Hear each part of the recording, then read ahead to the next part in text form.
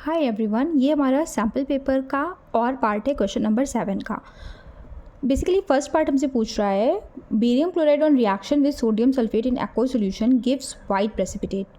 If the two solutions are separated by semi-permeable membrane, will there be appearance of white precipitate? देखो, जब barium chloride में sodium sulphate add करते हैं तो white PPT आता है। ये हम सब ने करा होता है, क्लास 10th में भी ये करते हैं और क्लास 12th में 11th में। तो बेसिकली आपका जो सल्फेट आयन का टेस्ट है वो यही होता है कि उसमें बेरियम क्लोराइड सोल्यूशन हम ऐड करते हैं और वाइट पीपीटी आता है। लेकिन यहाँ पे इन्होंने कंडीशन लगा दी सेमी परमेबल मेम्ब्रेन। भाई जब दोनों सॉल्यूशन के बीच में हम सेमी परमेबल मेम्ब्रेन लगा देंगे तो वो सोल्यूट्स मतलब बेरियम क्लोराइड और सोडियम सल्फेट तो आपस में मिक्स ही नहीं होंगे। क्यों?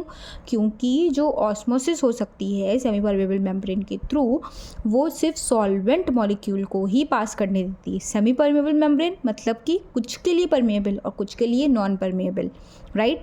ये सेलेक्टिव होती है ना, ये सिर्फ सॉल्वेंट के पार्टिकल्स को आने देती है, सोल्यूट के पार्टिकल्स को आने नहीं देती है। So that's why there will be no any formation of white precipitate. भाई बीच में जो हमारी सेमी परमेबल मेम्ब्रेन है वो दोनों को मिलने नहीं देगी, राइट। वाटर आ सकता है तो वाटर से तो कोई रिएक्शन नहीं होने वाली, ठीक है। अब आते हैं इसके सेकेंड पार्ट पे।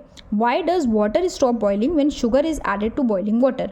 देखो भाई, बॉइलिंग वाटर में जब हम शुगर डाल देंगे तो जो वाटर का बॉइलिंग पॉइंट है वो और ज़्यादा बढ़ जाएगा। क्यों बढ़ जाएगा?